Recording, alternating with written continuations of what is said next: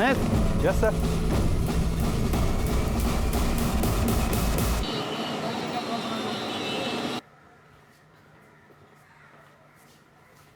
Sir, ये लोग आपसे मिलना चाहते हैं।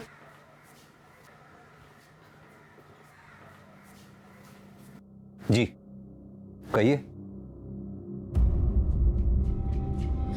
सर हमारे साथ रेप हुआ है। व्हाट?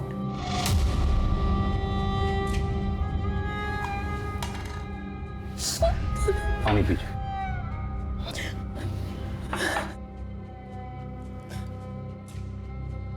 अब आराम से हिम्मत रखिए, बताइए क्या क्या हुआ। सर सुनील अग्रवाल के घर पे हम नौकरानी का काम करते हैं। रोज की तरह आज भी साफ सफाई कर रहे थे और फिर। ओए मानसी, तुझे भूख प्यास नहीं लगती? सुबह 8 बजे से काम करिए तू, अब देख 12 बज गए। एक काम कर, ये नींबू पानी पी ले। नहीं साहब, ये आपके लिए है। अगर तू हेल्दी रहेगी तभी तो हमारा घर चमकता रहेगा ना। ले ले ले।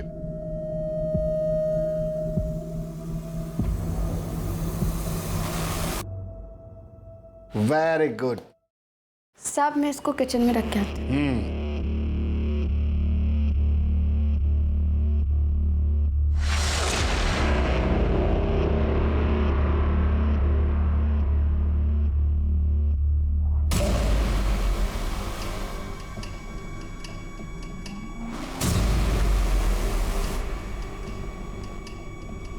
अच्छा, क्या आप इन्हें तुरंत पुलिस स्टेशन ले आए? इनका मेडिकल एग्जामिनेशन भी हो जाएगा। शर्मा मैडम, इन्हें हॉस्पिटल ले जाके इनका मेडिकल एग्जामिनेशन करवाइए। जी सर। पांडे सर, इनकी FIR लिख लो। और ये सुनील अग्रवाल, इसे जरा थाने बुलाओ।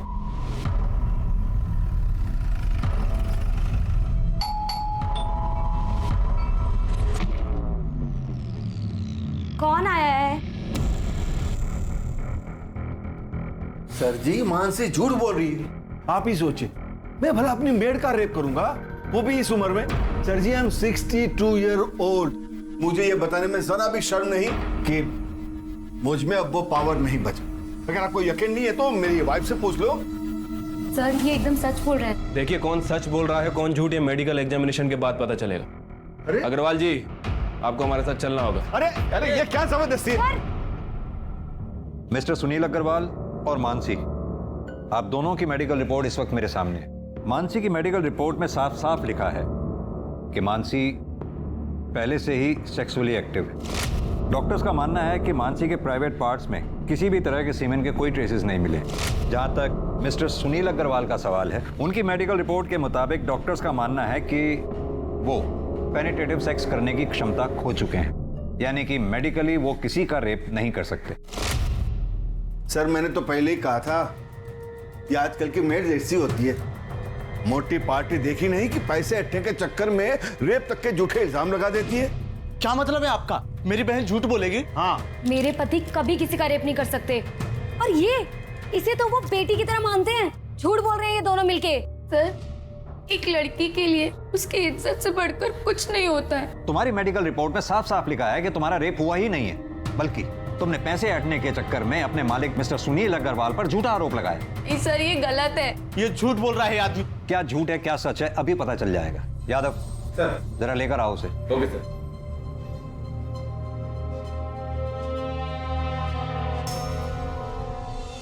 तुम?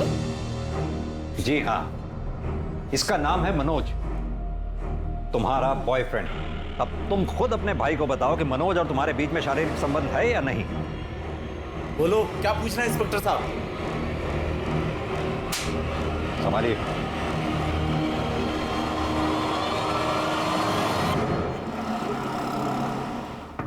मानसी, दरवाजा खोलो। मानसी। भैया, ये सच है, हमारा मनोज के साथ रिश्ता है।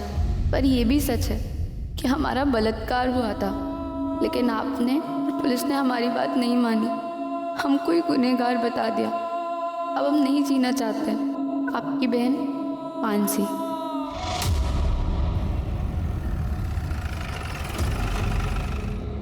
मानसी ने सुसाइड किया, इसमें मेरा क्या दोष है? दोष है क्योंकि मानसी ने अपने सुसाइड नोट में साफ साफ लिखा है कि उसका बलात्कार हुआ था। साफ साफ बताइए कि माजरा है क्या? माजरा कुछ भी तो नहीं सर। माजरा क्या हो सकता है मतलब? सर ले आओ। सर ये बेड के नीचे 2 बॉक्स मिला है और देखिए इन बॉक्सेस में क्या मिला है। सेक्स टॉय भी रखा है सर। तो माजरा ये है, इससे आपने मानसी का रेप किया था। जवाब दीजिए।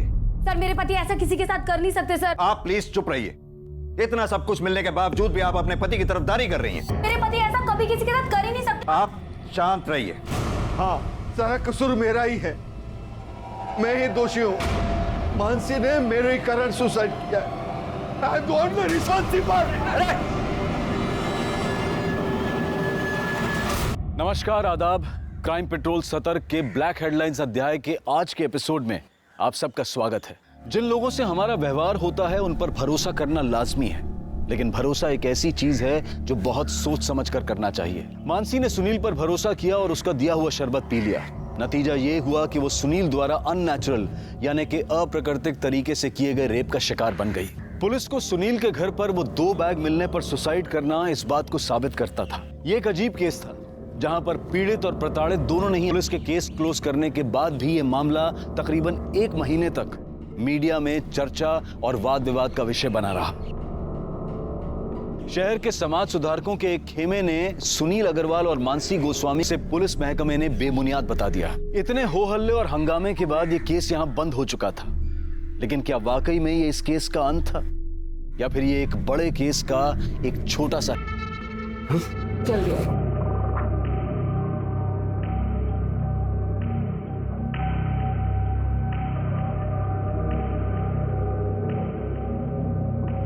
वृंदा, वृंदा,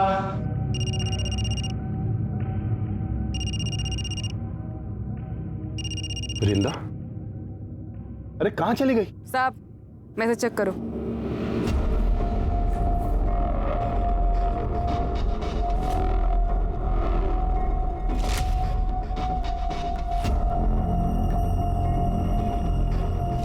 वीडियो क्यों बनाया तूने? और ये मुझे क्यों भेज रही है तू? 5 लाख, और अगर नहीं दिया ना तो तुम्हारी बिल्डिंग में वॉचमैन, धोबी, माली, हर एक फ्लैट वाले को ये वीडियो भेज दूंगी, समझा? अच्छा, तो तू 24 घंटे हैं तेरे पास, रखती हूँ।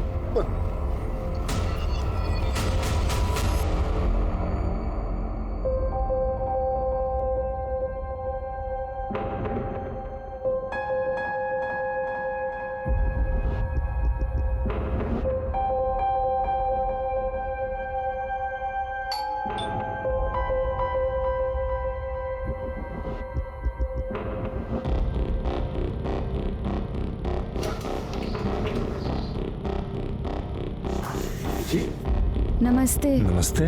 मैं करिश्मा। करिश्मा?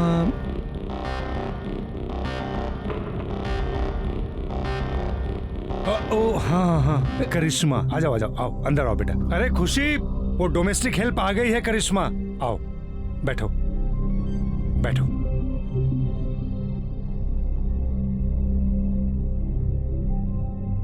नमस्ते। नमस्ते नमस्ते, बैठो।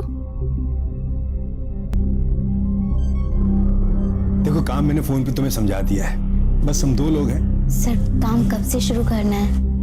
वो हम सोच रहे थे आज से ही कर देते। वो क्या है ना, हमारी माँ हमारे रहते दूसरों के घर में काम करती है, उनको अच्छा नहीं लगता। और वैसे भी हमारे भाई की भी तबीयत ठीक नहीं रहती, उसके पास कोई नहीं होता तो वो परेशान हो जाता है। मुझसे क्या पूछ रहे हो? भले घर की लगती है, रख लो। ठीक है बेटा, तुम आज से काम शुरू कर दो। थैंक यू साहब। अरे ऐसे आओ, मैं तुम्हें किचन दिखा दूं, आ जाओ।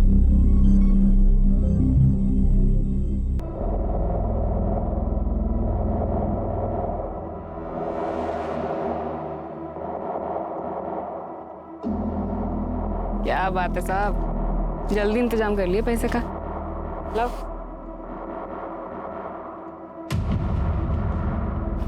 रब है ना, सब देख रहा है, तेरा भला नहीं होना कभी। ये पैसे मैंने अपने पोते की पढ़ाई के लिए रखे थे, समझी? बैंक पढ़ाई के लिए लोन बांट रही है, टेंशन मत लो आप, जाके पोते का ध्यान रखो, जाओ। अरे जाओ।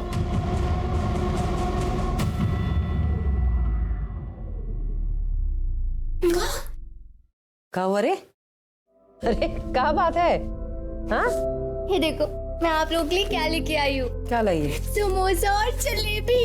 ए, पैसा कहाँ से मिला रे? अरे जिनके यहाँ काम करती हूँ उन्होंने दिए। वो ना समोसा जलेबी खाएगा। ये देख।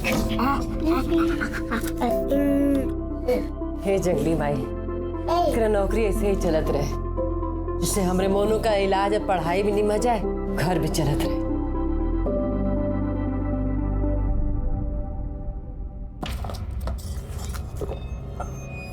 बस इतने? बाकी के पैसे कहाँ? इतने ही मिले। मामा से होशियारी है, बाकी के पैसे देना। इतने ही मिले मामा। मुझे पता है पैसे कहाँ। हाँ मामा इतने ही मामा। अच्छा दे रही हूँ।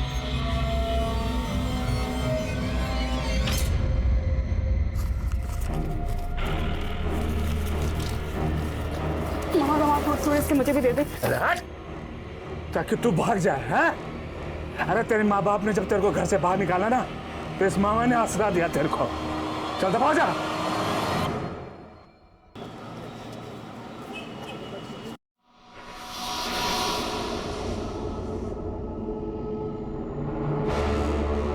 हाँ बस निकल रही हूँ मैं। आई। Okay bye. सुनो, कैसी लग रही हूँ मैं? बहुत अच्छी, हमेशा की तरह। ठीक है, मैं डॉली की किटी पार्टी में जा रही हूँ और मुझे आने में लेट हो जाएगा। हाँ बाय बाय।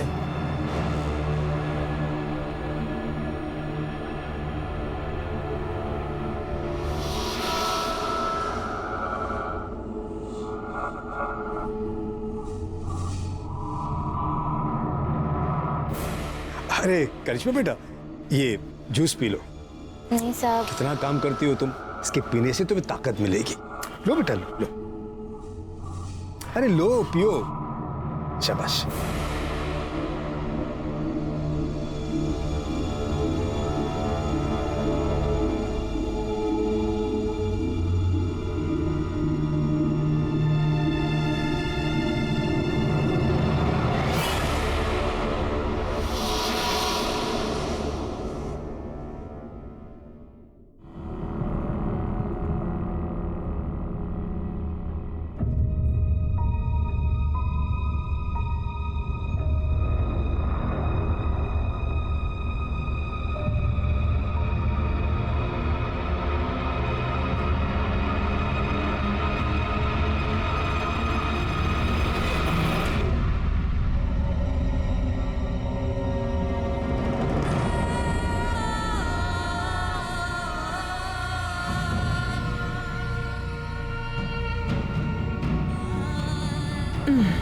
अरे आ गई तू, खाना लगा दे।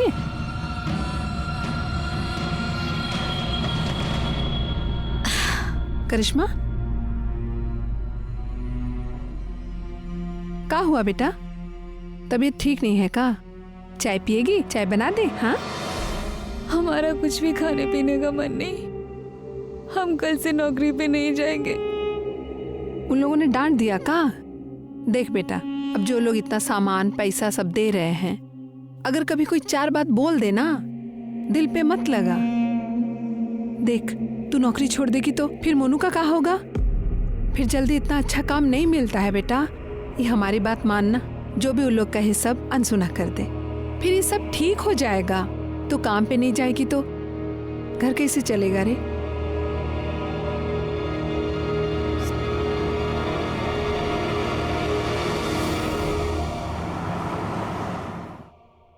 बाद में बात करती हूँ। बिल्कुल सही समय पे आई हूँ।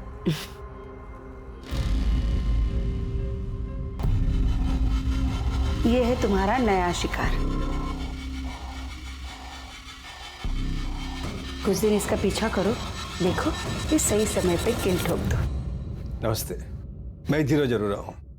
क्या लेंगे आप मालिक? चाय पानी? अरे नहीं, कुछ तकलीफ मत कीजिए आप। ये आपका बेटा है? हाँ। बेटा जरा यहाँ आना। क्या? रुस्तिकर साहब। ये लो बेटा, ये तुम्हारे लिए। हाँ, जा जा बाहर खेलो, जाओ। अब ये लीजिए बहन जी, ये आप लोगों के लिए कुछ गर्मा गर्म जलेबी और नमकीन है। और हाँ, ये आपके लिए साड़ी। हमारे लिए साड़ी? हाँ लीजिए। करिश्मा नजर नहीं आ रही। हाँ, करिश्मा घर पे ही है, हम अभी बुलाते हैं। करिश्मा। हाँ माँ। बेटा भाग क्या ना, देखते रहे मालिक आए हैं। कैसी हो करिश्मा? बेटा कल काम पे नहीं आई तुम? मालिक इसका ना तबीयत थोड़ा ठीक नहीं था, लेकिन कल से आएगी। हाँ कल से आएगी काम पे। वो तो ठीक है। करिश्मा के लिए मेरे पास एक बहुत अच्छा सा ऑफर है। क्या है बहन जी, वो बहुत अच्छा काम कर रही है, तो मैं सोच रहा हूँ कि इसे अपने बहू बेटे के पास दुबई भेज दूं। दुबई? अरे जरा सोचिए बहन जी, यहाँ का 20 रुपया मतलब वहाँ का 1 रुपया, मतलब उसकी पगार 20 गुना बढ़ जाएगी। और हर 3 महीने में हम उसे आपके पास भेज देंगे मिलने के लिए, और आपकी और आपके बेटे की देखभाल के लिए तो हम है ही यहाँ पर। कहिए क्या ख्याल है आपका? अच्छा ये लीजिए, ये एडवांस। मालिक आप तो देवता आदमी है। ऐसा कुछ नहीं। करिश्मा ये तो किस्मत है, इतने अच्छे आदमी के काम करने को मिला।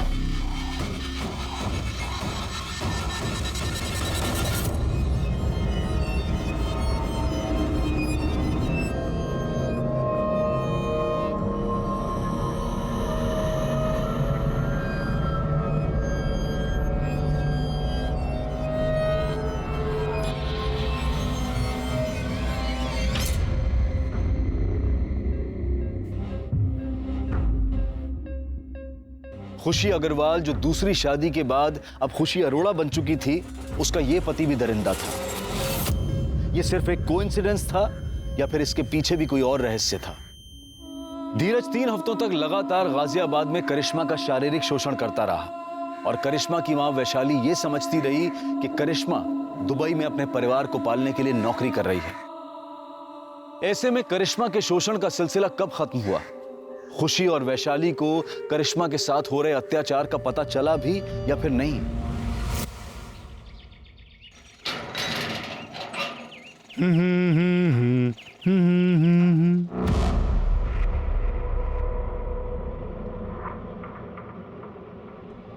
मैडम, मैडम,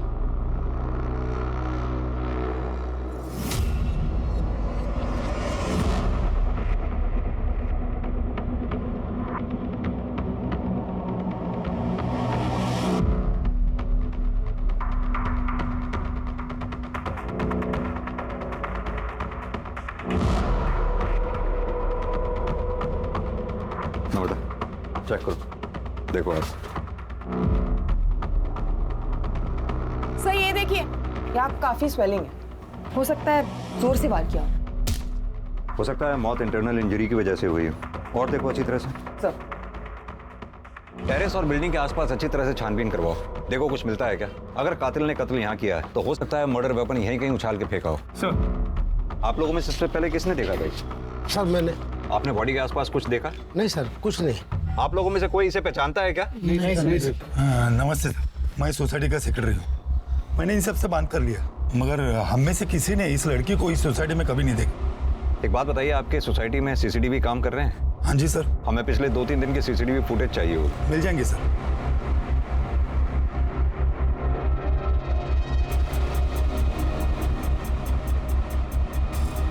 सर ये देखिए सर, पाँव के पास ये हेयर स्टाइल मिला है और ये हेयर कलर विक्टिम के हेयर कलर से काफी अलग है। सर मैंने पूरी बॉडी चेक की, लेकिन कहीं कोई निशान नहीं है और बॉडी के आसपास खून के धब्बे भी नहीं है। बाल का डीएनए विक्टिम के डीएनए से मैच करवाओ और बॉडी एक बार फिर से चेक करो, देखो कहीं कोई निशान तो नहीं। सर। संदीप, बॉडी का पंचनामा करवा के पोस्टमार्टम के लिए भिजवाओ और उससे पहले इसकी फोटोग्राफ्स लेके सोसाइटी में दिखाओ, देखो कोई पहचानता है क्या। अगर यहाँ कोई ना पहचाने तो आसपास की सोसाइटीज में दिखाओ, वहां भी अगर कोई ना पहचाने तो सोशल मीडिया पे डालो उसकी फोटोग्राफ और इस एरिया के रहने वाले लोगों में विक्टिम का फोटोग्राफ सर्कुलेट करो। हमारे लिए इसके बारे में जानना बहुत जरूरी है, तभी हम कातिल तक पहुंच सकते। सर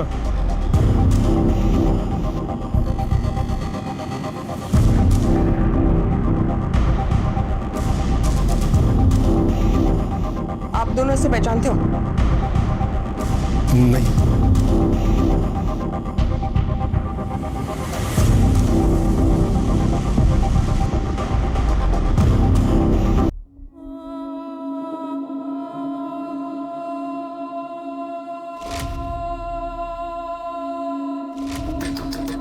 करिश्मा दरवाजा खोल बेटा। इसे खाना पीना छोड़ने से कोनो समस्या का हल नहीं निकलता।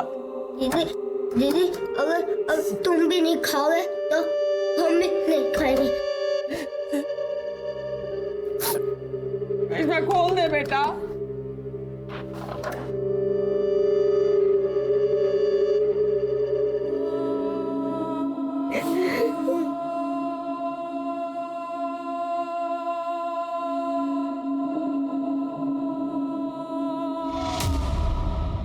सर उस अनआइडेंटिफाइड बॉडी की पोस्टमार्टम रिपोर्ट।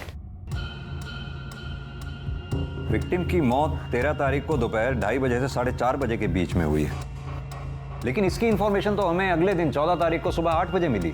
कुछ समझ में नहीं आ रहा। भरी दोपहर में टेरेस पे मर्डर। सर ये बिलीवेबल नहीं लग रहा। मैंने सीसीटीवी फुटेज भी चेक किया लेकिन कुछ सस्पिशियस नहीं मिला। विक्टिम की मौत सिर पर कोई भारी चीज लगने की वजह से हुई है। संदीप, इतना तो तय ये एक्सीडेंट का मामला नहीं है। सर मैंने टेरेस, कैंपस, आसपास के बिल्डिंग्स पे भी चेक किया लेकिन कुछ ऐसा नहीं मिला जिससे हम मर्डर वेपन कह सकें। विक्टिम प्रेग्नेंट थी, तकरीबन 5 महीने। सर बॉडी देखकर तो ऐसे नहीं लग रहा था। सर विक्टिम की बॉडी पे जो हेयर स्टैंड मिला था उसका डीएनए विक्टिम से मैच नहीं करता है सर। ये देखिए। यादव जी, एक काम कीजिए, सोसाइटी में उस दिन 2 बजे से लेकर 5 बजे के बीच में जिन जिन लोगों की भी मूवमेंट हुई है सीसीटीवी कैमरा में उन सबको आइडेंटिफाई करो। पता लगाओ क्या उनमें से कोई भी विक्टिम के साथ कनेक्टेड था। Okay sir. सर उस बिल्डिंग में जितने भी लोग एक्सक्यूज मी सर, मैं कम? जी आइए। मेरा नाम आलोक।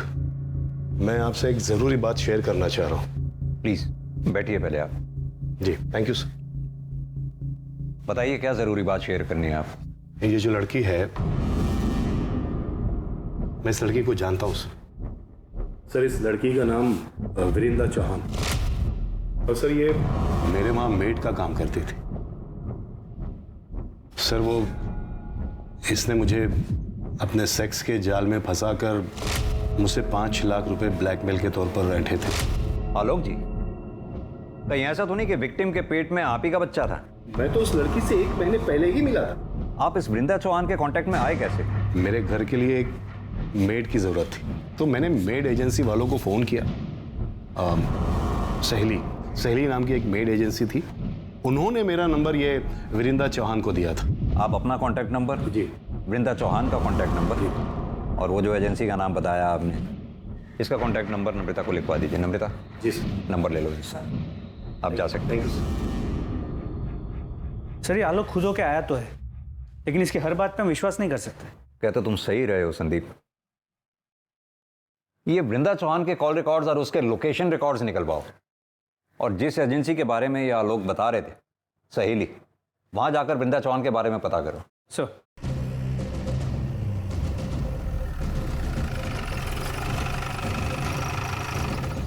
वृंदा हमारी एजेंसी के साथ 7 महीने से जुड़ी हुई। 2 महीने किसी के यहाँ काम करने के बाद एक दिन रोते रोते मेरे पास। ठीक। दीदी इतनी चोट कैसे लगी तुझे? मेरे पापा ने आज मेरे साथ ऐसे जबरदस्ती किया, मुझे बहुत पीटा। तो अपनी माँ से बात क्यों नहीं करती? वो कुछ करेगी ना। मेरे मामा मुझसे बहुत नाराज है। उन्होंने मुझे घर से निकाल दिया है। मैं उनके पास नहीं जा सकती दीदी, नहीं जा सकती दीदी। वो एक अलग कहानी है। हम दोनों पुलिस के पास चलते हैं, पुलिस को बता दे। नहीं दीदी, पुलिस की बात करें तो मामा मुझे घर से निकाल देगा। मेरे पास रहने का कोई ठिकाना नहीं है। रोना बंद कर और ये बता कि तू मुझसे क्या चाहती? मामा ने बोला था कि उसको पैसे ला के दूंगी ना तो वो मुझे छुएगा नहीं। दीदी कोई ऐसा जुगाड़ बता दो जिससे कम समय में ज्यादा पैसे कमा सको, क्योंकि अगर ऐसा ही चलता रहा तो या तो मेरा मामा मुझे मार देगा या मैं अपनी जान ले लूंगी। फिर मैंने उसे ऐसे लोगों के यहाँ काम करने का आइडिया दिया। वो क्या है ना साहब कि 2 पैसे एक्स्ट्रा भी मिल जाते हैं। मुझे उन सारे लोगों के नंबर चाहिए जिनके घर पे वृंदा ने काम किया था। हो सकता है उन्हीं में से कोई वृंदा के होने वाले बच्चे का बाप हो और उन्हीं में से किसी ने उसे मारा हो। क्या वृंदा प्रेग्नेंट थी? जी, पोस्टमार्टम रिपोर्ट के हिसाब से वृंदा के पेट में 5 महीने का बच्चा था। सर तो ये जरूर उसके मामा का काम है।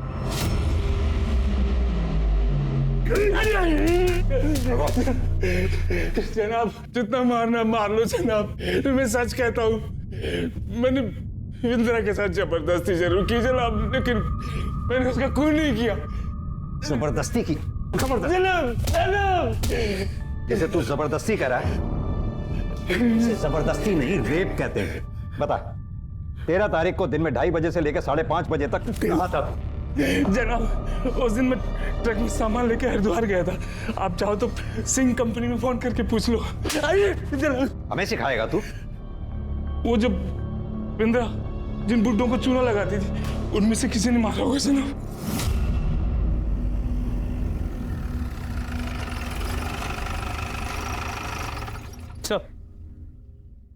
जिन जिन सीनियर सिटीजन्स के यहाँ पे वृंदा ने काम किया था, उन सब ने बयान देने से मना कर दिया। लेकिन संदीप, वृंदा प्रेग्नेंट थी और जाहिर सी बात है उसके बच्चे का बाप इन्हीं में से कोई एक होगा। सर, इस बारे में भी हमने उनसे पूछा, लेकिन सबका यही कहना है कि वो लोग प्रोटेक्शन यूज करते थे। सबसे पहले तो ये वृंदा के मामा अतुल चौहान का डीएनए वृंदा के फीटस से मैच कराओ। अगर उसका डीएनए मैच नहीं होता, फिर बाकी बचे लोगों का डीएनए टेस्ट करवाओ। सर, एक बात और, एजेंसी से मिले नंबर्स में एक नंबर धीरज अरोरा का भी था। इस वृंदा ने कभी धीरज अरोरा के घर पे काम तो नहीं किया, लेकिन फिर उसका अगला टारगेट धीरज ही था। पर हमें वृंदा की बॉडी भी धीरज की बिल्डिंग से ही मिली है। सर, हमने उन दोनों से फिर से पूछताछ की, लेकिन उन्होंने वृंदा को पहचानने से साफ मना कर दिया। मुझे वो 13 तारीख की सीसीटीवी फुटेज दोबारा चेक करनी। सर, ये देखिए, 3:30 बजे वृंदा चौहान बिल्डिंग में घुसती है। एक मिनट नम्रता, पॉज करना, जूम करना जरा। खुशी अग्रवाल। सर, आप इसे जानते हैं? तुमने इससे पूछताछ की थी? जी सर, इनके हस्बैंड से भी पूछताछ की थी, लेकिन दोनों ने इसे पहचानने से मना कर दिया। हस्बैंड? जी सर, धीरज अरोरा। ये धीरज अरोरा। लेकिन सर, आप उस खुशी को कैसे जानते हैं? संदीप, करीब 1 साल पुरानी बात है। इस खुशी के पहले पति, इस खुशी का तब खुशी अग्रवाल नाम था, और पहले पति का नाम था सुनील अग्रवाल। सुनील अग्रवाल के ऊपर उनके काम वाली ने बलात्कार का आरोप लगाया था, और जब हम उनके घर में बयान की पुष्टि के लिए पहुंचे तो सुनील अग्रवाल का यह कहना था, मुझे यह बताने में जरा भी शर्म नहीं कि मुझ में अब वो पावर नहीं बचा। हमें यह भी पता चला कि उस काम वाली का एक बॉयफ्रेंड भी था। हमने सोचा हो सकता है कि उस काम वाली ने पैसे ऐंठने के लिए अपने मालिक पर झूठा आरोप लगाया हो। काम वाली ने आत्महत्या कर ली। उससे भी ज्यादा हैरान करने वाली बात यह थी कि उसने अपने सुसाइड नोट में कंफर्म किया कि उसके साथ बलात्कार हुआ था, और बलात्कारी कोई और नहीं, वो खुशी अग्रवाल का पहला पति सुनील अग्रवाल ही था। हम उसके बयान की पुष्टि के लिए फिर उनके घर पे गए, और छापेमारी के दौरान हमें उन दोनों के घर से सेक्स टॉयज मिले। उन दोनों को थाने लेके आओ। खुशी जी, हम कुछ समय पहले भी मिल चुके हैं। तब आप खुशी अग्रवाल हुआ करती थी और आज खुशी अरोड़ा। कुछ याद है आपको? जी सर। आज आप सेकंड मैरिज करके मूव ऑन कर गई, अच्छी बात है। Thank you sir. मिस्टर धीरज, आपका मानना है कि आप वृंदा चौहान को जानते ही नहीं? जबकि वृंदा जिस एजेंसी में काम किया करती थी, उस एजेंसी के मुताबिक आपने किसी काम वाली के लिए वहां रिक्वायरमेंट दी थी, और उस एजेंसी का यह कहना है कि वृंदा आपके घर में काम करने वाली थी। जैसा कि वृंदा हर मर्द को हनी ट्रैप करके ब्लैकमेल किया करती थी, शायद आपको भी वो करने वाली थी, या फिर हो सकता है किया हो। कहीं ऐसा तो नहीं ये बात आपको पता चली हो और आपने वृंदा का मर्डर कर दिया हो? या क्या कह रहे सर? मैं वृंदा को जानता तक नहीं था। इनफैक्ट आज से पहले उसका नाम भी नहीं सुना था मैं। हाँ, हर एजेंसी को हमने कांटेक्ट किया था मेड की रिक्वायरमेंट के लिए, अपनी डिटेल्स भी छोड़े थे वहां, पर हाल फिलहाल हमें मेड की कोई रिक्वायरमेंट नहीं थी। नम्रता, जरा धीरज जी को दिखाओ।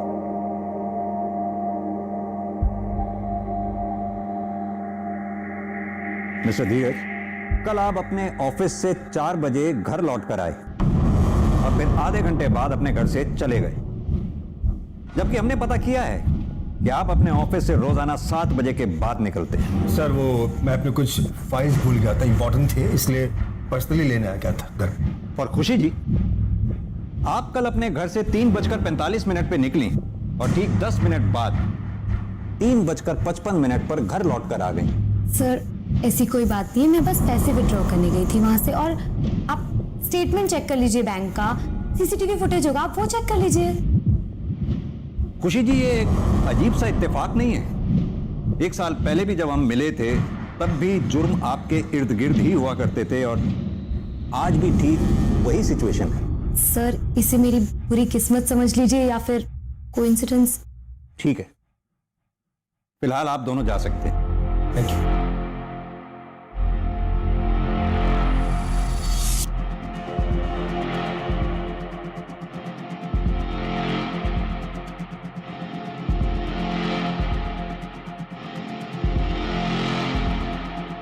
संदीप, लगता है खुशी मैडम का हेयर फॉल आजकल कुछ ज्यादा ही हो रहा है। और सर, इस बाल का कलर लगभग उस बाल के कलर जैसा है जो हमें क्राइम स्पॉट पे मिला था। मैं चाहता हूं कि तुम इस बाल का डीएनए पहले मिले हुए बाल के डीएनए से मैच करो। मेरी गट फीलिंग ये कहती है ये दोनों बाल एक ही इंसान के हैं और वो इंसान कोई और नहीं, खुशी अग्रवाल और खुशी अरोड़ा ही है। वृंदा का मर्डर एक के बाद एक रहस्यमयी मोड़ ले रहा था। किसने किया था वृंदा का खून? वो सीनियर सिटीजन्स जिनको वृंदा ब्लैकमेल करती थी, या फिर वृंदा का मामा जिसने उसका शारीरिक शोषण किया था, या फिर धीरज अरोड़ा जो वृंदा का अगला टारगेट था? अब इस केस में कुछ ऐसी कड़ियां खुलने वाली थी जो इन सारे रहस्यों पर से एक के बाद एक पर्दा उठाने वाली थी।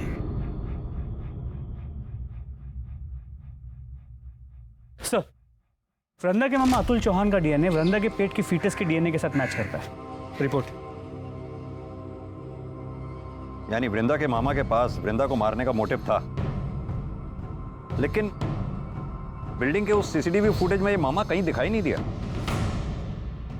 वृंदा की बॉडी के पास जो हेयर स्टैंड मिला था उसके डीएनए रिपोर्ट का क्या हुआ? वो नम्रता लेके आ रही है। सर, वृंदा की बॉडी के पास जो हेयर स्टैंड मिला उसका डीएनए खुशी के डीएनए से 100% मैच करता है। ये देखिए। ये खुशी शक्ल से जितनी भोली दिखती है उतनी भोली है नहीं। एक काम करो, ये खुशी के घर का सर्च वारंट निकालो। सर, मैं वही चेक कर रहा हूँ, थोड़ी देर में फोन करता हूँ ना आपको। ओके। खुशी, मैं देखती हूँ। पूरे घर की अच्छे से तलाशी लो। सर, क्या हो रहा है सर? आप हमें अपना काम करने दीजिए।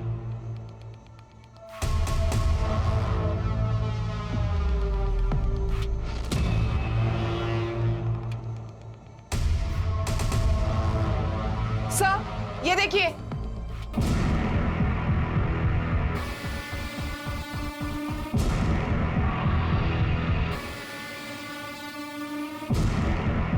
ये इस पिक में लड़की कौन है? यही रहती है? सर, हमने इसे अडॉप्ट किया है। पहले यहीं रहती थी, अब मेरे बेटे के साथ दुबई में रह रही है। नाम क्या है इस लड़की का? करिश्मा।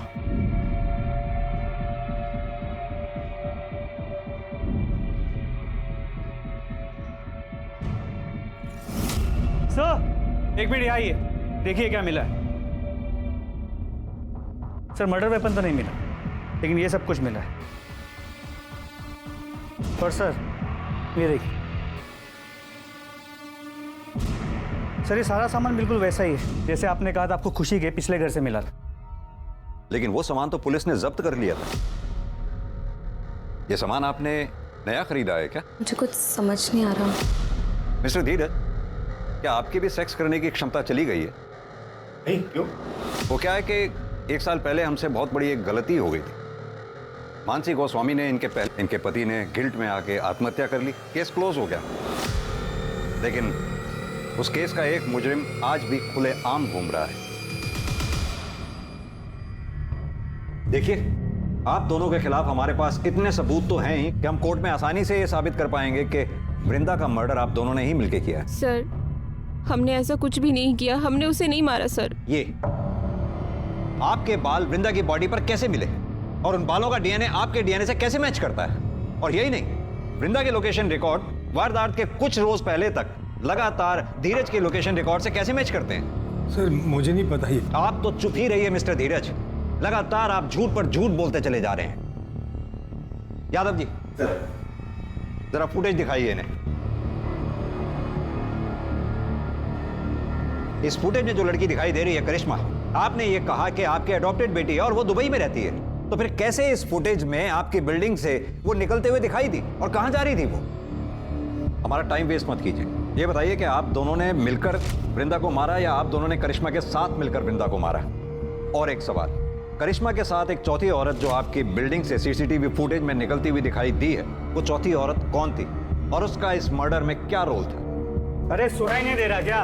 अभी भी वक्त है, सब सच सच बता दो। नहीं बताना तो वो भी बता दो। कोर्ट में तो हम साबित कर ही देंगे कि वृंदा का मर्डर आप दोनों ने किया है। कब तक चुपचाप सुनती रहोगी? सच बता दो ना।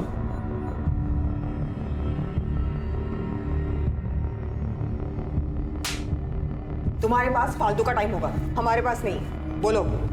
सर, हमने वृंदा को नहीं मारा, उल्टा वो हमें फॉलो कर रही थी, वो हमें ब्लैकमेल कर रही थी सर। और वो धीरज को फॉलो करते करते मुझ तक पहुंची। उसने हम दोनों को साथ देखा और उससे पता चल गया था कि हम दोनों पति पत्नी हैं। जब धीरज नहीं थे, उनकी एब्सेंस में वो घर भी आई थी।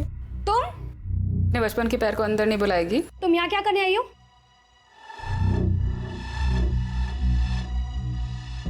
तुझसे इतना प्यार किया था, 9 साल पहले मुझे गांव में अकेला छोड़ा ही था। सारे गांव वालों ने मेरा सर मुंडवा दिया, माँ बाप ने घर से निकाल दिया, अम्मा ने मेरा रेप किया। ये अच्छा है, मेरी जिंदगी खराब करके अय्याशियाँ कर रही है। तो क्या चाहती है? 1 लाख रुपए। किस बात के 1 लाख रुपए? तेरे पति को बताऊं तेरे बारे में? खोलूं तो ही बोल। टाइट हो गई तेरी। कहाँ से लाऊं मैं 1 लाख रुपए? घर पे रखे होते हैं 1 लाख रुपए। बाजू में ATM है और तेरे पास 2-3 अकाउंट तो होंगे ना। तो एक काम कर, सारे अकाउंट से थोड़े थोड़े पैसे निकाल के 1 लाख रुपए दे। मौसी तुम्हारे मुंह पर ला करके 1 लाख रुपए।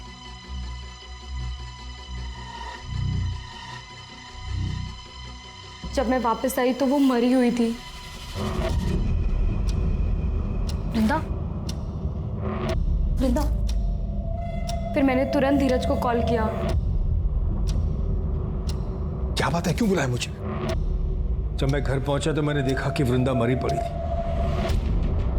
अब खुशी ने मुझे सारी कहानी बताई तो हम दोनों ने मिलकर उसकी लाश को कमरे में छुपा दिया और मैं ऑफिस चला गया। मुझे पता था सर कि हमारी बिल्डिंग का टेरेस खुला रहता है। रात को हम दोनों ने इसकी लाश को सीढ़ियों के रास्ते से टेरेस पर रख दिया। कहानी अच्छी सुनाई आपने मिस्टर धीरज। चलिए एक बार को मान भी लिया जाए कि आप लोगों ने वृंदा को नहीं मारा। मेरा सवाल अब भी वहीं का वहीं है, वो चौथी औरत जो करिश्मा के साथ सीसीटीवी फुटेज में आपकी बिल्डिंग से बाहर निकलती देखी गई, वो औरत कौन थी और उस औरत का इस मर्डर में क्या रोल था? खुशी, छुपाने में नुकसान है हमारा, सच बता दो। सर मैं बताता हूं, करिश्मा और उसकी मां वैशाली ने ही वृंदा को मारा है। बर्तन चौका करने वाले गरीब लोग हैं साहब, हम क्या किसी को मारेंगे? यही मरदवा होंगी, यही दोनों हत्यारे हैं। ये लोग का बस चलता ना तो हमारी करिश्मा को भी मार देते ये लोग। देखिए, आप जो भी कहना चाहती हैं साफ साफ कहें। सर, इन लोगों ने हमें कोई अडॉप्ट नहीं किया था, हम इनके यहाँ नौकरानी का काम करते थे। उन्होंने माँ से झूठ बोला कि अपने बेटे के पास दुबई भेज रहे हैं, लेकिन हमें अपने घर में कैद रखा।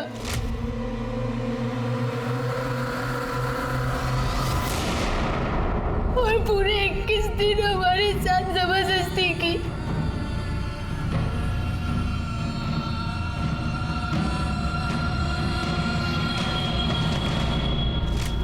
अगर ऐसा था तो आप लोग तुरंत हमारे पास क्यों नहीं आए? इन दोनों को जेल में डाल देते। पुलिस के पास आते तो बात फैलने का डर था। यानी कि खुशी जी, आपने करिश्मा का तो शारीरिक शोषण किया ही, साथ में मानसी का भी शारीरिक शोषण किया।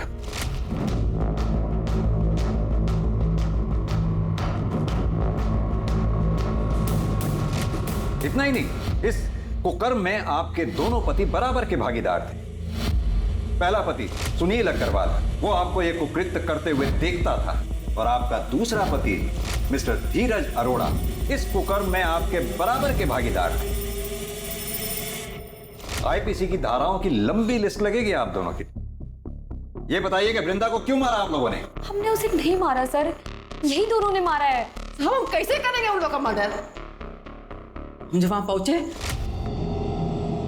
करिश्मा करिश्मा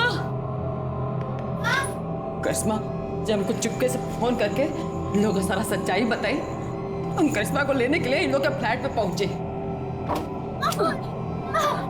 करिश्मा तो औरत पहले से मर चुकी थी। झूठ बोल रही है ये दोनों। मैं मानती हूँ सर कि मैंने बचपन में उसे सताया होगा, लेकिन अब ऐसा नहीं था। मैं प्रायश्चित करना चाहती थी और इसीलिए ना मैं उसे पैसे देने चाहती थी सर, लेकिन इन दोनों माँ बेटियों ने मिलकर उसे पहले से ही मार दिया था। साहब प्रायश्चित करके ना डायरेक्ट नौटंकी कर रहे हैं, नौटंकी। सर ये झूठ। ये केस उलझता ही जा रहा था।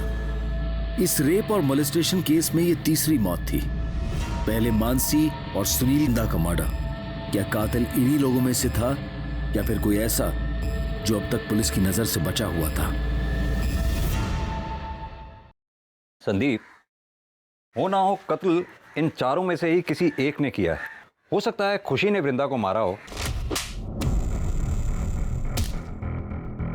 और फिर धीरज को फोन करके बुलाया हो वृंदा की लाश को ठिकाने लगाने के लिए।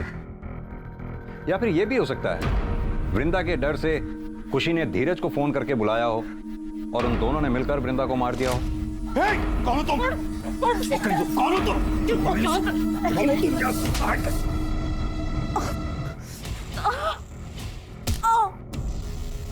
या फिर यह भी हो सकता है कि वैशाली घर में घुसी हो, करिश्मा के साथ भागने लगी हो और इसी दौरान वृंदा बीच में आ गई हो और वृंदा वैशाली के हाथों मारी गई हो।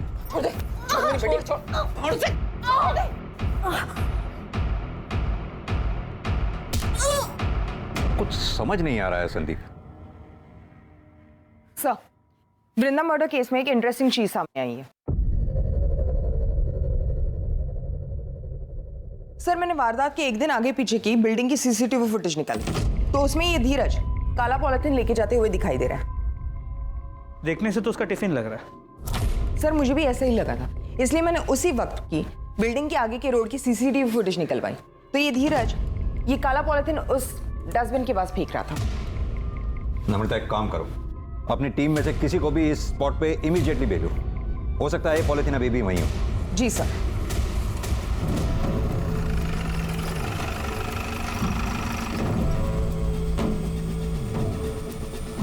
महेश। Yes sir.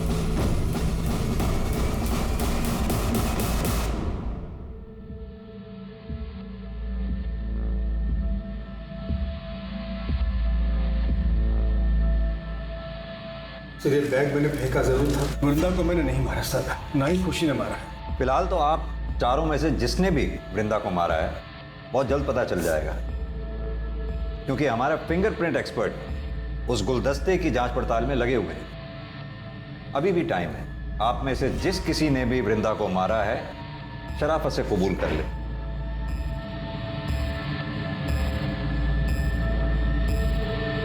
सर, खून हमने किया है। उस दिन फोन रखने के बाद अम्मा का इंतजार कर रहे थे। घर में सर और मैडम दोनों ही नहीं थे। जैसे माँ गेट पे आई, हम उनके पास दौड़ के पहुंचे तो मैडम हमारे बीच में आ गई, हमें रोकने लगी। तो हमने गुलदस्ता उठा के उनके सिर पे दे मारा। कैसे मारा? करके बताओ।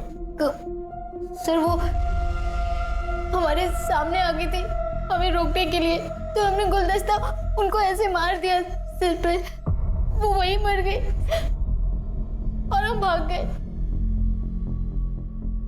लेकिन चोट तो वृंदा के सर के पीछे लगी थी। क्यों वैशाली? अरे अब तो मान जाओ, या अपनी बेटी को जेल भेजकर मानोगी? हमसे बहुत बड़ी भूल हो गई था। हम जैसे ही दरवाजे की घंटी बजाते देखा तो दरवाजा पहले से खुला हुआ था। सोफे पे एक औरत बैठी थी। हमको लगा उसी मैडम है। हमारी नजर फूलदान पे पड़ी और उसको उठाए उनके सर पे दे मारे। उसके बाद करिश्मा लेके वहां से भाग गए और इसीलिए हम करिश्मा को बलात्कार का केस लिखवाने के लिए पुलिस थाने नहीं आए। बिना देखे सुने, बिना सोचे समझे कुछ भी करने से पल भर में जीवन बिगड़ जाता है। जरा सा भी समझदारी से काम लिया होता तो अपराधी बनने से बच जाती। आज की तारीख में हमारे देश में समलैंगिक रिश्ते में होना कोई जुर्म नहीं है। अब तो कानून भी पास हो चुका है जो LGBT कम्युनिटी को मान्यता देता है। लेकिन अगर कोई भी रिश्ता हवस की आड़ में जोर जबरदस्ती से बनाया जाए तो वो जुर्म है। खुशी की दरिंदगी का शिकार ना सिर्फ मानसी, वृंदा और करिश्मा हुई, बल्कि खुशी की हिरासत के बाद और भी कई लड़कियां सामने आई और इस सीरियल रेप और मोलेस्टेशन के लिए खुशी के साथ साथ उसके पार्टनर्स को भी सजा दी गई। ये केस दर्शाता है कि समाज के दरिंदों की कोई शक्ल नहीं होती, कोई जेंडर नहीं होता, लेकिन ऐसे कई केस रोके जा सकते हैं अगर सही समय पर पुलिस को इसकी सूचना दे दी जाए। हमें बस चौकन्ना और सतर्क रहने की जरूरत है। अब मैं अनूप सोनी आपसे विदा लेता हूं। फिर मुलाकात होगी क्राइम पेट्रोल सतर्क के ब्लैक हेडलाइंस अध्याय में एक और नए केस के साथ। और याद रखें, क्राइम और आपके बीच में सिर्फ इतना फर्क है कि आप कितने सतर्क हैं। सतर्क रहें, सुरक्षित रहें।